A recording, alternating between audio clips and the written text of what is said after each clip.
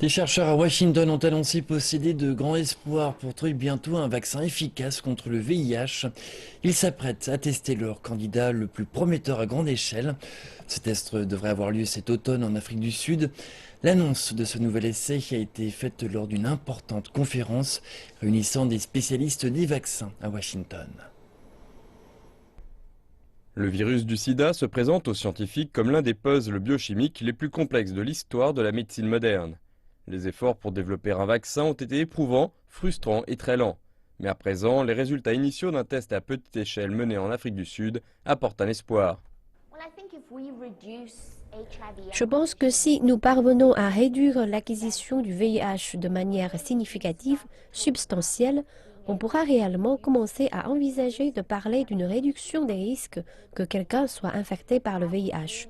Ce sera un grand soulagement pour certaines populations qu'il y a beaucoup moins de cas de transmission de VIH et éventuellement d'obtenir un contrôle de la situation. Selon les chercheurs, tout a débuté il y a 7 ans en Thaïlande, où un test pour un vaccin s'est pour la première fois montré prometteur. Il a prouvé son efficacité en aidant les participants à l'étude à combattre le VIH avant qu'il puisse s'accrocher dans les organismes, en réduisant jusqu'à 60% des infections au cours de la première année. Pour l'Afrique du Sud, le vaccin a été adapté pour faire face à une souche plus répandue du VIH. Les résultats initiaux, basés sur une étude à petite échelle, indiquent un succès potentiel et une prévention encore meilleure que l'étude qui s'est déroulée en Thaïlande. Je travaille dans des régions où les jeunes femmes courent un risque extrêmement élevé de contracter le VIH. Des communautés où si vous prenez une centaine de femmes pendant 12 mois, 10 d'entre elles vont contracter le VIH au cours de cette période. Si nous pouvions trouver quelque chose qui puisse être administré en 1 ou 2 fois, ou peut-être même avec 3 ou 4 doses, une fois pour toutes, ce serait incroyablement encourageant. L'un des organismes finançant cette recherche, l'Institut national pour les allergies et les maladies infectieuses, estime qu'il est temps de mener un test à grande échelle pour le vaccin et prévoit de faire participer environ 5400 hommes et femmes ayant un risque élevé de contracter le VIH pour un essai qui aura lieu en Afrique du Sud en novembre. Il sera mené par le HIV Vaccine Trials Network.